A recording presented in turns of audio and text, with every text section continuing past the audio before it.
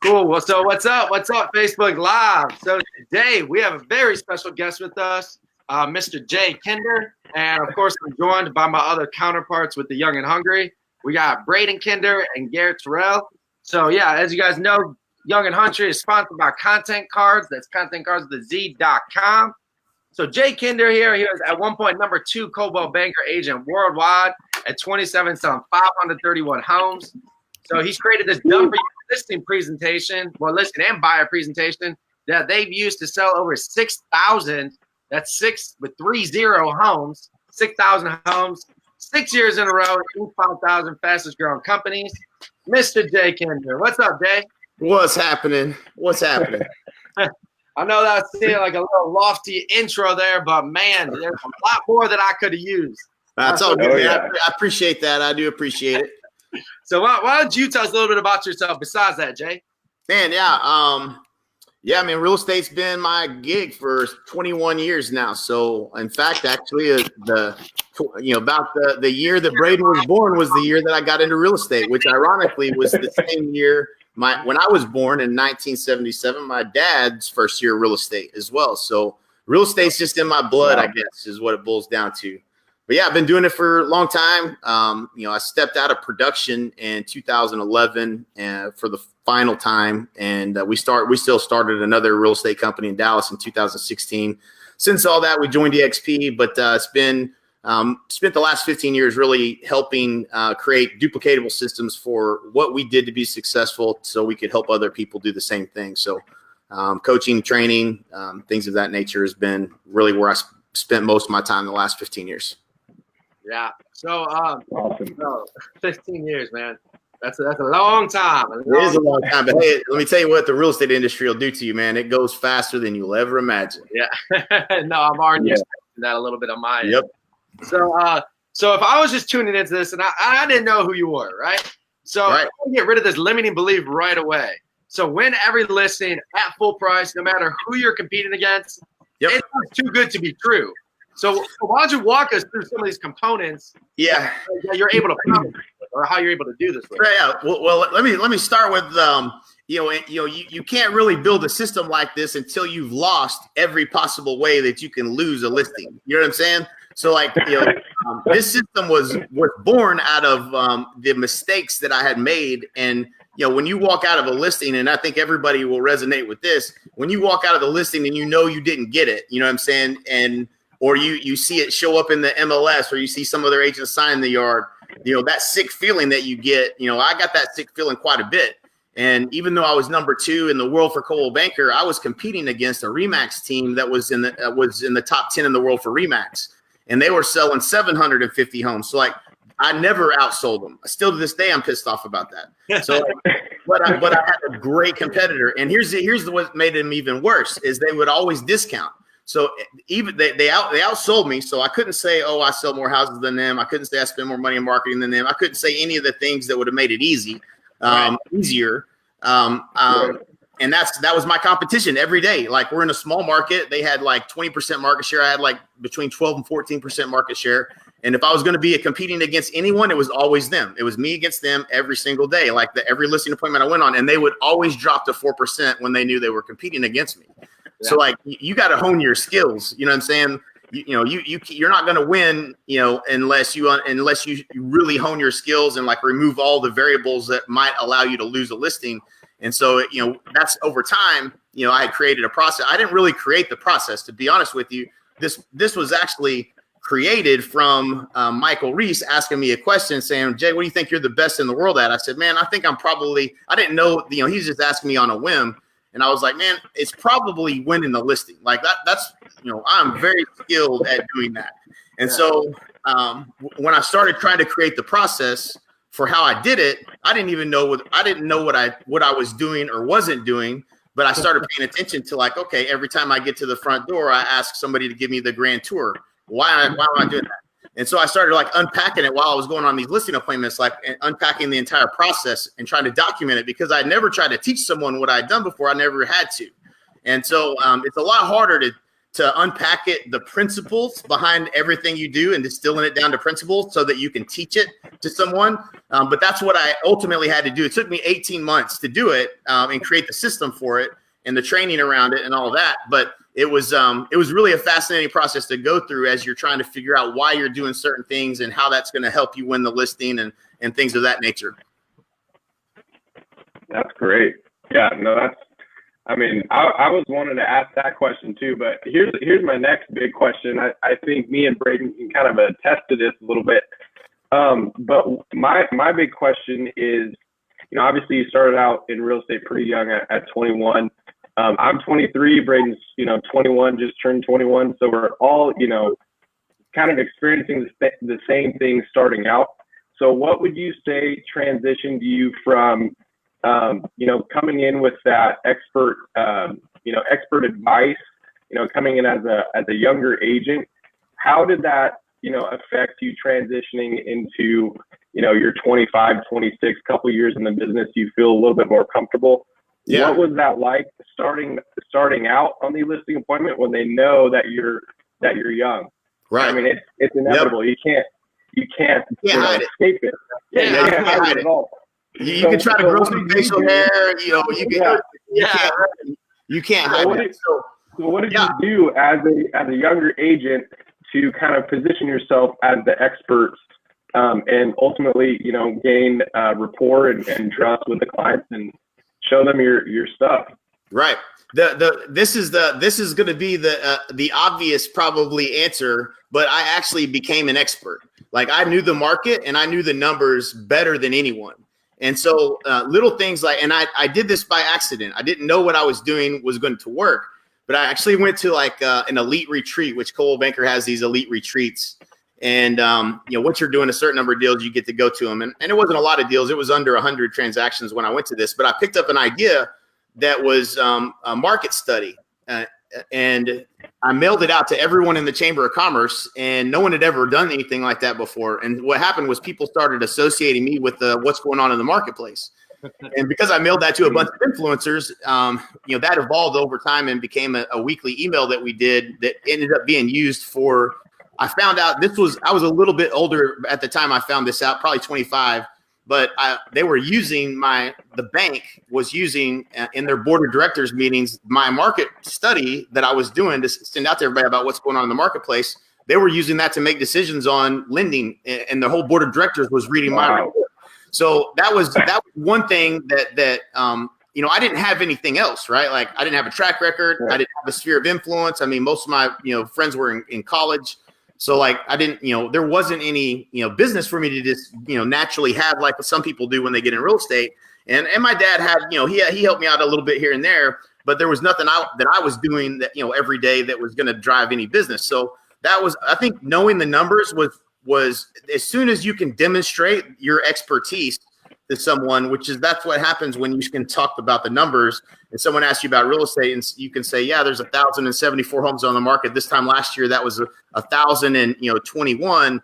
The market's not bad, but we're starting to get a little bit more inventory is what it looks like from last year. And so, things are a little bit tighter. You can start, you can talk about days on the market. You can talk about the number of home sales. And when you just have that general knowledge and expertise, you become, you are the expert, right? Like, you can't bypass being an expert. You actually have to be an expert. Like, that's the only way. So, that's one thing that I would say you have to do. If you were to drop me into any city in the country, I have the skills now to win any listing. I can go win a listing. That would not be difficult. But I would have to study the market first. I would have to become an expert, and I would have to really look at the numbers. And Braden's experienced this on the first big deal he did was $550,000 or $520,000 or whatever it sold for. Yeah. We did the dirty math on it. 60 days on the market to figure out, okay, let's whittle it down. Let's look at every comp, every house that's sold, every single pending, because you got to guide them in the right direction to make a good decision. And, we put it on the market. We reviewed what had sold, and his goal was to sell it in the next 60 days. And, what would I tell you to do in the next 60 days? Well, based on all of this data, I'm saying that I broke down, we spent all this time going through all that data. Like, that's how you become an expert is you get the math, you do the numbers and you do the research and you be the expert. So that's the first step, right? Like anybody can do that. You know what I mean? Anybody can do that. Anybody can do that, and you have to do that. So that would be the first thing that I would say you have to do. That's great. No, that nailed down the answer to that to a T. So I really appreciate that. Thank you. Sure. Right. Touching Pops a little bit on, what you kind of touched on earlier as far as, there's a lot of brokerages out there, a lot of agents out there that are willing to kind of cut their commission or do a flat fee and things of that nature. And it's probably more common these days maybe than it was when you were in business. I know you mentioned that they would always cut their rate to 4%. But now, we got people out here that are willing to list for 1%. How would you, in our shoes today, how would you position yourself to still be able to take the listing, and get that full, 6% commission, in today's market? Sure. Yeah. So discounters aren't new. So like anytime you see a market that's been really positive for 6 or 7 years in a row, you're going to see more and more discounters. So back back in 2003 and 4 and 5, and really all the way through 2006, there was more. Help You Sell was a discount company that took over right. Like anybody that's been in real estate that long would tell you that Help You Sell was, by far the biggest problem that everybody had to deal with in their marketplaces. And so they all go away, by the way, whenever the market shifts. They disappear. Actually, Help You Sell went out of business. So, when the market shifts, there's always a market for discounters, and that's always going to be the case. There's always going to be somebody that wants the 4 tires for $100. But that's not, that's not all the market. And in the absence of value, people question price. And that's why you have to have a way to make your value visible. And if you can't make your value visible, first of all, you got to be able to articulate the value, right? So if somebody, for me, competing against someone that's dropping it to 4, that is a 1% listing, by the way. So, that's, they're still offering a co-broke of 3%, and they're taking 1% on the listing. So in that scenario, it's a 1% listing. Now, people are doing it with billboards all over Dallas, as you know, and drive by them every day. And everybody's trying. I mean, even on the radio, there's people offering to do it for $3,000 and $5,000. I mean, there's this is the race to the bottom. Okay, so you want to be the cheapest. Guess what? Someone else is going to be cheaper. You know what I'm saying? There's always going to be somebody cheaper. So you got a choice. You can either choose to be premium service and learn how to articulate that value, or you can choose to be the cheapest and you can compete with all the commodity. You could be a commodity and just compete at I'll just do it for less. And anytime you're put in a position where someone's asking you to discount, it's because they didn't see the value. And so, and that sounds real simple, but let me give you the talk off for it, which you already know, which is, if somebody says, if somebody asks me on the phone before I get an appointment, what my commission is, I say our commissions are flexible. We can talk about that when we get face to face. So they're flexible. I charge 6, 7, or 8%, which would you like? That's just my mindset. I know I'm going to win. I know I'm going to win the value and I know how to articulate and how to demonstrate the value. And I'm so good at that. I have no question whatsoever. I'm not going to be asked to discount at the end. So that's my mindset is if they're going to ask for a discount, that's fine. But if they didn't see the value, then that's on me. I have to be able to demonstrate the value, and there's a process for doing that. So it starts with being able to articulate your value. First of all, if you can't articulate the value to someone, if somebody asks you the question, why should I hire you above hiring somebody else, or doing nothing at all, or maybe even hiring this guy that said they'll do it for 1%, and you don't have an answer right there, then you're dead, right? So we've all been on calls where that's been the case, right? Someone hits you with a good objection, or you've been face to face with a client, they hit you with a good objection, and will you do it for this? And you're like, what do I say? And if you don't have the handles to that, you know what I'm saying, you're dead. You're either gonna lose or you're gonna discount. So, we have a proven, repeatable system backed by market research to sell homes for up to 18% more than the methods of traditional real estate agents. Would you like for me to show you how we do that?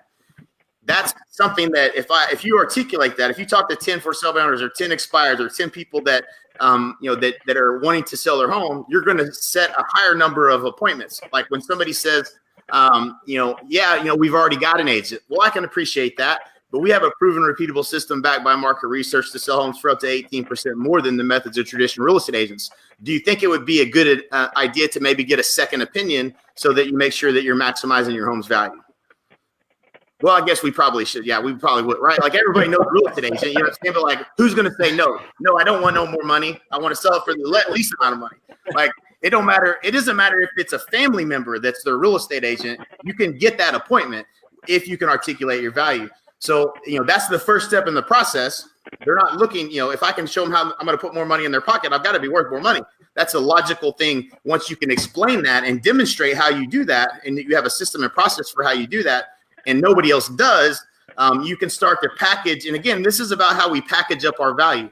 So no different than you know, everyone will say, you guys would probably all agree. Is staging a good idea to help a home sell for the most amount of money? Yeah. How do you package that in with your offer and what it is that you do? How do you package the photography and, you know, the cameras and stuff today, the Matterport and all the, you know, drone footage and all that stuff? Not every agent does that. And you don't get that with a discounter. So if a discounter is not offering all the additional value, and you do offer that additional value, it's how you package that conversation up and make that value visible, and show and demonstrate how that's going to help them net more money. And then all of a sudden, you know, it's not about 1 or 2%. You know what I'm saying? Like that's irrelevant. Right. Gotcha. No, I know there's a lot of discounters there in Dallas because I see it on your Snapchat. I see it everywhere. I just want to shoot them all. Yeah, I know. I just want to shoot them all. So that's to differentiate yourself, like you said, it's God. So, so my next question goes along the lines. I want to crush these limiting beliefs, right? So if somebody's looking at this right now, they see 6,000 transactions that have been used with this, Inc. 5,000 fastest growing company. They might be thinking like, man, that's probably why he's winning this listing appointment. But at one time, Jake wasn't all those things, right? I was losing. Yep. Let me tell you, my best stories come from the times that I lost. Right. So like, I'll give you just 2 quick examples. Like I am just competitive enough that if I lose, I will call you and find out why. So like the first thing I would tell you, anytime somebody doesn't list with you and they list with someone else, you got to call and get that feedback, because what happens is 2 things. Number 1, you're going to learn where you're screwing up. And number 2, you're going to learn what your competition is doing, because that was the big key for me. I would always find out. So I used to, I'll never forget. You want to make me mad? Whenever I have a listing appointment and the other agent calls me and tells me, and it's Kevin Munchell, the guy was a sales manager for Chevrolet in Lawton, Oklahoma. I bought vehicles from him. He's a great salesman, gets his real estate license for Pam and Barry, and now he's their listing agent. And I'm going up against this dude, and he's pretty damn good. And he's actually really good. And he was a hard closer. In fact, he trained under like Mike Ferry scripts and stuff, which I did too. So I knew the strategy. I just had a little different approach. But at the time, he would get the appointment and he would go before me. He would drop to 4% and hard close them. And then he would be like, well, I know, Jay, I'll call him and let him know so he don't have to come out here and sit. So you don't have to make a phone call. Oh, and then he would call me and be like, hey, Kinder, hey, you know that appointment you had over in Pioneer Park this evening at 6? Well, don't worry about that. I took that listing this morning. You know, he thought that shit was funny. All he did was make me hungry. I wanted to kill him. So I hated losing. But so now if I know that my competition is hard closing on that appointment, and I know I'm going to compete against that guy again, which I always had the benefit of, competing against the best of the best. It seemed like every day.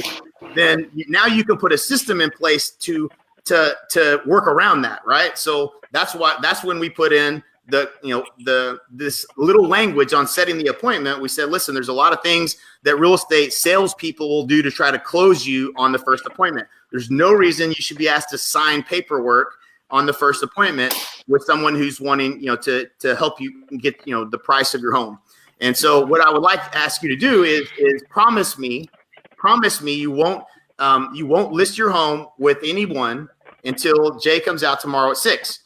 And by asking that, there's a few things that happen. There's some NLP, if you will, planting flags, salespeople, close you. Those are all sales words, and nobody likes sales or likes to be sold. So they subconsciously, anytime someone's trying to close them to sign paperwork, which that's actually the Mike Ferry way, it turns them off. They become distant from that person. It breaks rapport. Yeah. So it breaks rapport. The other thing that I said there is there's promise me, and then I make them promise. If you make them promise, it's a moral obligation not to sign something, right? Like it's almost impossible to get somebody over that moral obligation and then not to have been turned off by the fact that they're trying to close them in that scenario. So I never ever again got that phone call, right? So that process came from a loss, right? Like I lost more. You think 6,000 sales is a lot. I would hate to add up how many I lost. It's probably more than that. You know what I'm saying? Like to learn every lesson, I had to lose a bunch, right? Like we all know that that failure is the way to success, but we don't ever talk about the failure. But like in every situation, it was a failure that taught me the lesson, right? You didn't learn anything by doing it right. You learned because, man, shoot, I lost that listing. And so I remember another time I went on a listing appointment, and it happened to me twice in a week. And I feel like an ass even saying this, but I remember Barry Zerski used to drive a brown, like a beige minivan, and he pulled out of this listing appointment. I was going in last because I always do, and I was like, damn, I'm good at this. And Barry, I go in this appointment, and I was laughing because Barry was driving a minivan. I was laughing at him, and it to myself, you know what I'm saying? But I was like, this guy, and I got a wrapped vehicle and this, that, and the other. I was pretty confident at the time, maybe a little bit cocky almost. Right. And I got my ass handed to me 2 times in a week. I lost that listing to Barry Zerski, and I'm like, what happened? And because I just didn't see it coming. And then I had another appointment against an agent at Parks Jones that I'd never even heard of. Like, there's no way I lose to someone I've never heard of. It's a small town. I know every real estate agent. And I lost both of those that week. And I called both those sellers, and they both said one thing, and I'll never forget it. They said, I just felt more comfortable with the other agent. They both said the same words. And I was like, more comfortable. What does that mean? What does that mean? And what it was is I skipped because I was going on so many listing appointments. I would be running behind half the time. And I skipped the building rapport phase where I really get to understand who they are, what they're trying to accomplish, and connect with them and become their best friend. I rushed that process. And in both cases that I did that, I basically didn't have rapport. I got out-friended is what I call that. You get out-friended. Someone likes someone else better. And I knew that I could have connected with them. And in some cases, man, there's some people that are hard to connect with, but I never skip that step after that, right? Like I'm never going to skip the step of connecting with you and getting to know you and really trying to, build rapport with you. So but though, again, these are losses, right? Like I had more losses that taught me these lessons. So you got a choice. You can go out and go on 30 listing appointments and lose a whole bunch of ways, or you can get trained, by somebody who's already made those mistakes and try to not have to learn as many of those lessons. And, Braden's a good example of this. I know that, and I know, Garrett, you've talked about this, you and him have talked together about, the process and, what I'm saying? Like some of those lessons you learn after you should have done it one way and you do it a different way. And you're like, dang, you know what I mean? Like you don't think there's so many ways you can mess it up that, you just, sometimes you skip a step and the illusion of moving faster, you think that skipping a step is going to get you there faster. And then you learn that lesson, then you never forget it. Right. So, Dad, touching on, the building rapport we always talk about and you always coach, people are not going to buy or sell with people they don't know, like, and trust. And I would say that, building that rapport is an important step of the process. What were some things that you used to your advantage or ways that you went about building, good rapport with people, as you went to the listing appointment or over the phone, or some tips on that? Right. Yeah. So it's really this is either a gift that you have or it sometimes is difficult to develop. And either you can naturally talk to people and be kind of charismatic as the gift. I think all of you guys all obviously have that gift. But just connecting with people, there's all kinds of different people. So it's easy for me to connect with someone that's a D personality like me. Like we're like two dogs, with our tails wagging, like, right. But it's the ones that, it's making it a focus to understand like personality types and try to connect with them. And people are real easy. That people like people that are like themselves. So if you can go into the house, I used to love it when I would see an Oklahoma Sooner mailbox or painted on the driveway, or I'd see a Harley Davidson in the garage, or as we're walking through the house, they've got they got pictures of, their vacations and they've been to a place that I've been to before. or they got pictures of kids. Everybody would love to talk about their kids. So like, it's really just a matter of, and I used to go on listing appointments and I'd walk through and I'd be like, I'd go into every bedroom and I'd be taking no reason. Like, well, I'm not going to use this information. Okay, it's got a ceiling fan and a closet, like every bedroom. Like, why was I taking notes? Like, they hadn't even hired me yet. I would go through, and I would really be like I was doing some kind of work and measuring bedrooms and stuff. You know what I'm saying? Like, I didn't do any of that stuff, and I would never do that. First of all, they ain't hired you. You don't need to go to work yet, and you're probably going to end up saying something you shouldn't say anyways. And giving away kind of some of the things that are part of the value proposition for why they hire you. And you don't want to give all that away in the beginning. So what I would tell you to do is you go through the house looking for things to just connect with them on. There's a seller counseling interview. And in that seller counseling interview, there's a question that you ask. What are the things that you love about your home? And they will tell you, what items have you replaced since you bought the house? They put in Italian marble wood floors or whatever it is. When you're walking through the house, you're like, are these Italian? Is this Italian marble? They don't even. I'm telling you, this is funny, but like I didn't always have an ISA, but when I did have an ISA, because I didn't ask those questions, I always thought it was really strange that when I would get there, they would act as if they did not know that I was going to know that they had Italian marble. Like they're blown away that I know this is Italian marble when it's just written on the form that my ISA filled out for the appointment. And so they replaced a hot water tank. I had one couple that had a hot water tank that busted, flooded the whole house.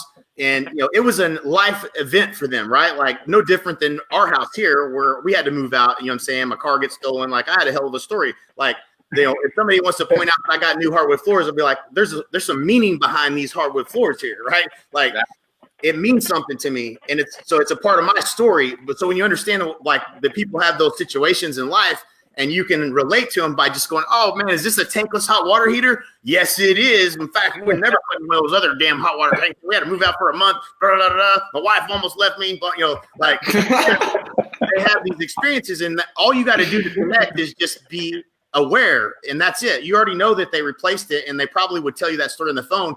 But when it's easy to connect with people when you pay attention to these things. And so that's really the whole point of walking through the property is to connect with both individuals, not just the decision maker, but also the other party if there is one. Nice. Love it.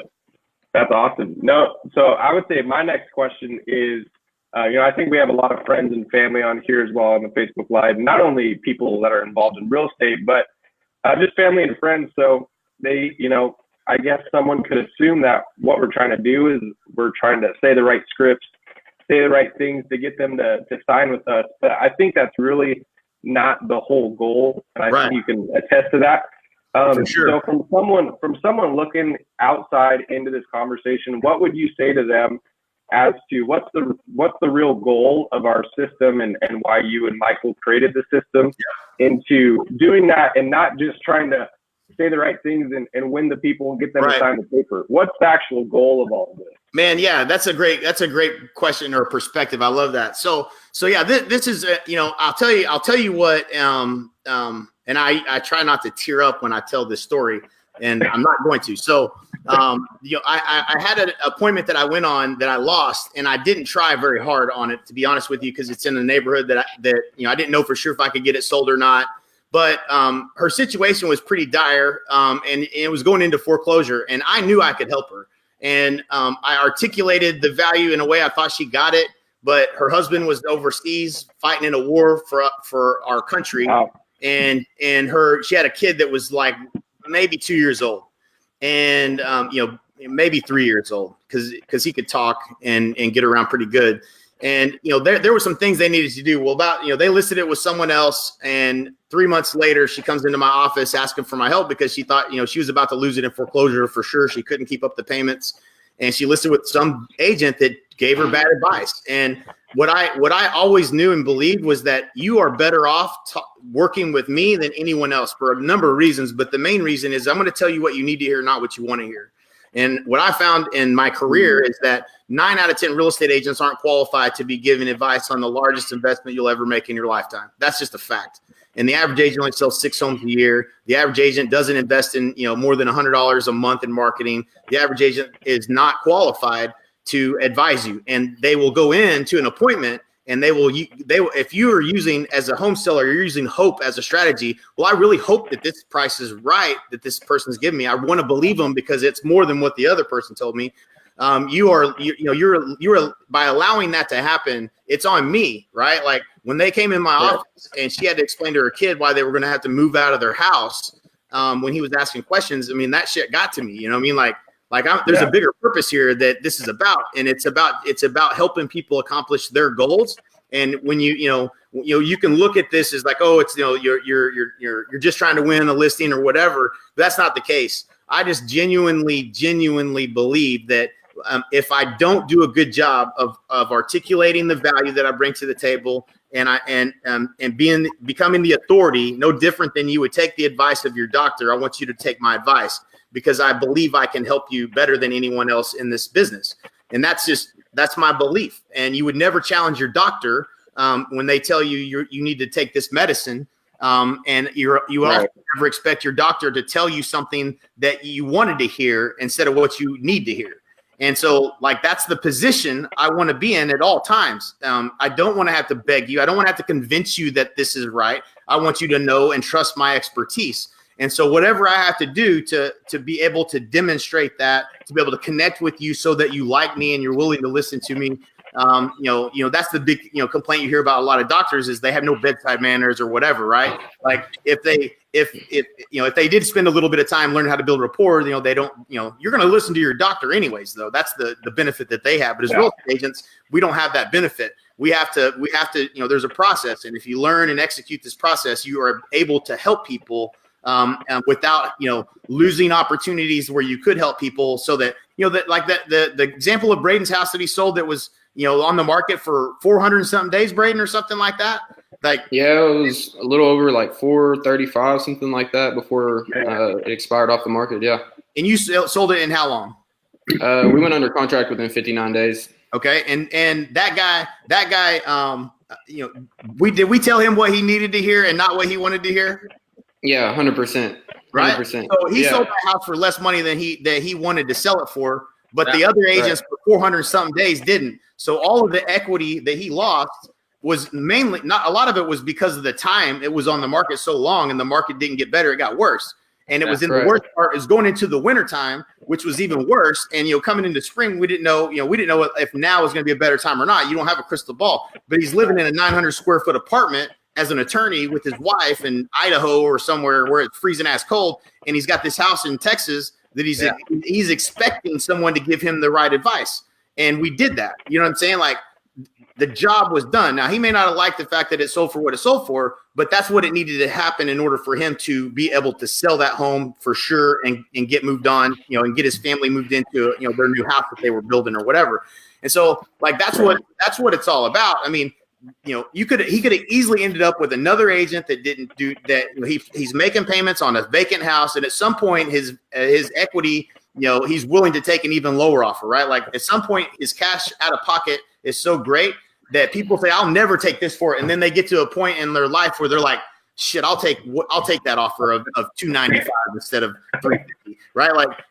They leave way more money on the table than they should have because no one was willing to tell them, and they were willing to bleed to death in terms of their equity. So, that's just, that's what it's all about. If you commit to be that person that's always adding value and always telling people what they need to hear, not what they want to hear, you're going to build this, you're going to build a following. I mean, there's people I've walked out of the listing appointment 6 months later, after it expired, they called me back and said, I really appreciated what you did. The house didn't sell. Can you help us now? And they told people, those people were sending me referrals, during that 6 months they were listed with someone else. Hey, you're listing with so-and-so. How's it going? No, you shouldn't hire them. You should call Jake Kinder. I wish we'd have done the same thing. We made a bad decision. So that's got to be who you are. That's a great answer. I mean, that's totally, I think the whole goal of this and what we're trying to do in the business. So I think you literally nailed that to a T, and hopefully answered that for someone else watching that. So cool. Thank you. I appreciate that. You got it, man. Yeah, that's something like when I was talking to Steve Freeman, something that he mentioned. He's like, I never look at the dollar amount. I never go in there calculating the commission and base my presentation or anything based off of what numbers on that piece of paper. Right. I know that he did that. He won a lot of people over. Yep. Right. I got a question. talking about demonstrating your expertise, and there's the brokerages that'll cut their commission, and then on the flip side of that, you got a lot of agents that'll kind of give the seller the number that they want to hear, and kind of touching back on, giving them what they need to hear, not what they, essentially want to hear. And the process that we use with the visual pricing and things of that nature, you don't have to go too deep into it, but if you can give just a little bit, a little overview on the process that we kind of use to be able to position ourselves as, this is the expert advice that you need to hear, not what you want to hear. And a little bit more in depth on how we go about that and utilize that in our business today. Gotcha. So there's a process, and it starts with qualification. That's where you're asking the questions, getting all the information you need to get. There's a key thing that you have to understand. You want to know what the price is they think it's worth. So like anytime you ask them, say, so do you have an idea what you think the house is worth? They'll always say, well, we're hoping you would tell us, right? Like they don't want to give you that information. But, if you reframe that and say, well, if you did know, what would you say? Well, if you had to guess, what would you say? You can reframe that 2 or 3 times and they'll give it to you almost 100% of the time. And the reason that's important is because the biggest mistake that real estate agents make, this is number one. So like the number one reason you're going to lose is because of the price you give them. And if you give them price, then they're going to use price as a decision-making factor in who they're going to choose. Okay. Yep. So all they want is price. So you got to understand you can never give them price until you can demonstrate and get them to agree that you have the best system to sell their home for the most amount of money. The price that it sells for is irrelevant in terms of whether they should hire you or not. That's the price that, are you willing to stage the home? Are you willing to, have some things moved out of the house? Are you willing to paint this bedroom? There's all the advice that you might give them. We had great situations in Pecan Valley where I knew there was new construction coming on the market in a neighborhood that's not far from there, really small lots. Pecan Valley has really big lots. Older homes in Pecan Valley didn't have granite countertops. These new ones did, and they had these fire pits in the backyard. Like I told I had 2 couples, almost the same exact same size house, 2 couples. One is inspired from Pam and Barry.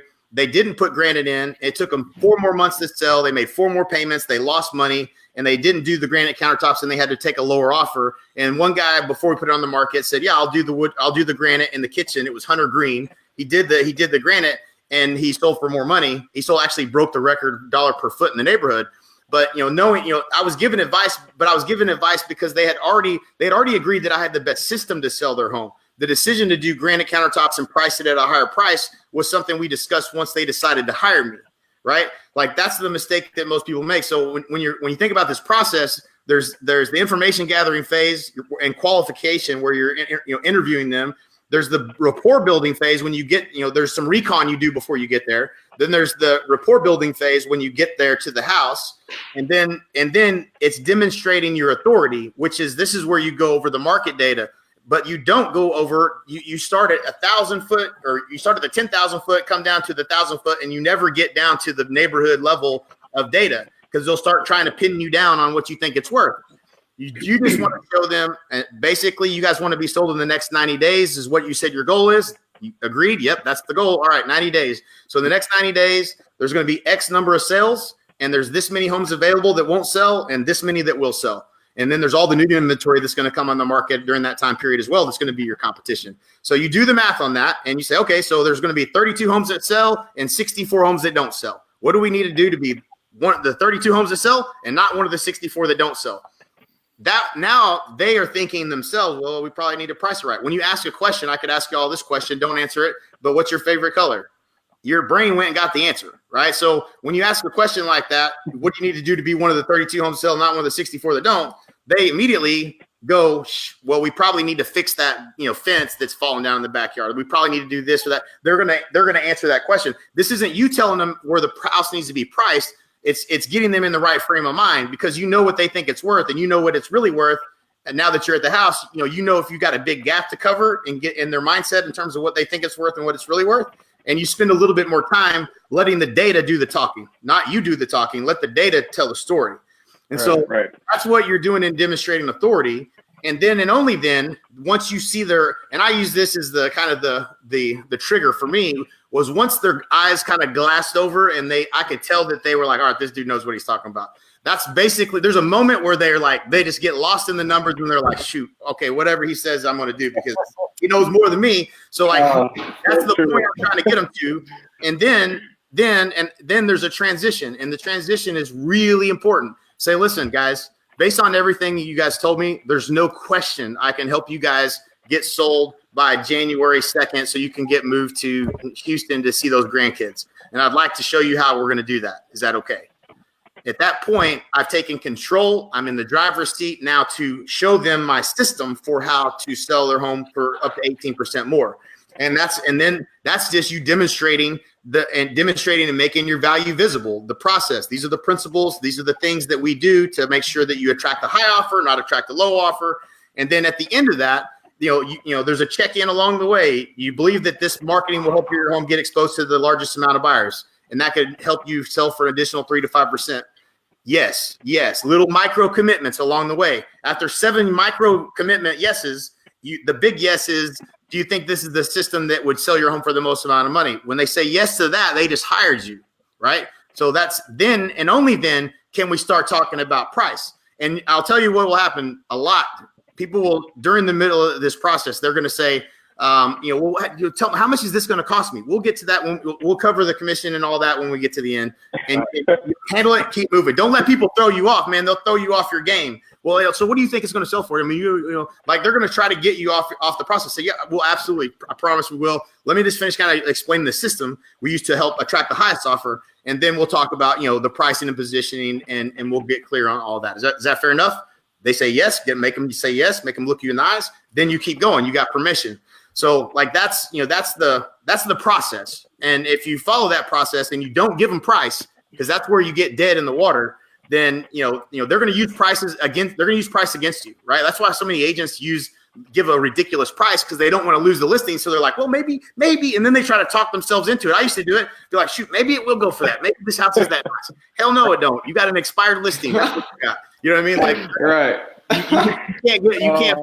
You can't fall for it. And I feel like if I was Nathan, I would go back and just watch this over. I feel like there's so many little nuggets where you might not catch it the first time. Like you're saying, look him in the eye when you do this part. Yeah. There's that transition. There's so many little pieces. So if I was an agent and I listened to this, I would want to know where I can find this process. So Jay, where can I find this process? Where can I learn more? Yeah, man. So I mean, we have basically it's a done for you system, and if you want to be a Navy SEAL, you got to be trained by Navy SEALs. And so, what we do is we have, it's called Expert Advisor Boot Camp. It's you can't really just go buy anything. You got to be willing to pack your bags and come spend 3 days with us. As far as the system goes, it's everything done for you. Videos, your magazine tear sheet. We train you for 3 days on the listing process, the buyer process. You walk out with the listing presentation and the book and everything that goes with it. But that's I think you can go to kinderreesecoaching.com/events. And the most recent boot camp, I think there's one this month actually, if anybody that wants to attend. And it's it's not that expensive. I think we used to sell it for $3,000 a pop. It's now $500, and it will sell out. It always does. Has never not sold out. So it'll be a packed room. But if you want to come get trained, we'll train you, right? Like that's the thing about this business, man. Nobody trains you, right? You get into this business and you got to figure all this out. Like it took me forever. I bought everybody's stuff for years and years trying to figure it out. Like if you can get trained, because that's the thing that I think is missing, and why a lot of people's confidence isn't there, and why again 80% of real estate agents are out of the business in the first year. You got to plug into some kind of system where you can get trained, and we'd be happy to do that. Right on. I know I was down there. We were down there for other reasons for the last boot camp, but man, everybody that walked out of that boot camp, they were like, they're ready to go implement. They're like, I've never heard anything like this. So no, it's I've heard absolutely nothing but amazing feedback. Everybody comes back ready to go, and I know there's a couple teams out there that's a requirement before you join your team. You got to go to this boot camp. Yep. You have to go to the team. Yeah, well, it's done for you training, right? So like this is the biggest mistake that teams make. You think it's hard to get to sell real estate. Like when you start building a team, everybody screws that up too, and me included. So you decide you're going to hire some buyer agents on your team, and then you don't even think about this. You ain't got a hiring process. you ain't got an onboarding process, and you don't have a training system, right? Like, but you're going to hire some people and help them sell more real estate. But I'm going to hire some people. All that's just missing, but that, so this is the done for you system. In fact, the reason we created all that and did the boot camp was so we could train our own agents in our own companies. Like, we were selfishly doing this for what we needed, because we didn't, it was either us doing that training or we needed to build the system for doing it consistently and leveraging that for training our own agents. So that was the reason we had to create it anyways. We had to. But that's another whole nother story. But yeah, we train, it's a great place for, teams to send their agents. They come back fired up, trained. They have a system and a process to follow. They're plugged into a system, and it's good stuff. Yeah. Cause I know people here, they go all the way to Dallas just for this. And then they convince 5 more people to go down the next time. Yeah. They're like, that's the easiest sale I've ever made in my life. Cause it's not even like, you need this. You need it in your business, but you come out of that confident. Yeah. Team tomorrow, we're gonna be here with Jason Williford too about building a mega team. So that's what we're gonna be covering here tomorrow on the Young and Hungry, powered by ContentCards.com. That's ContentCards with the Z.com. So Jay, thanks for coming on. As always, there's a ton of you.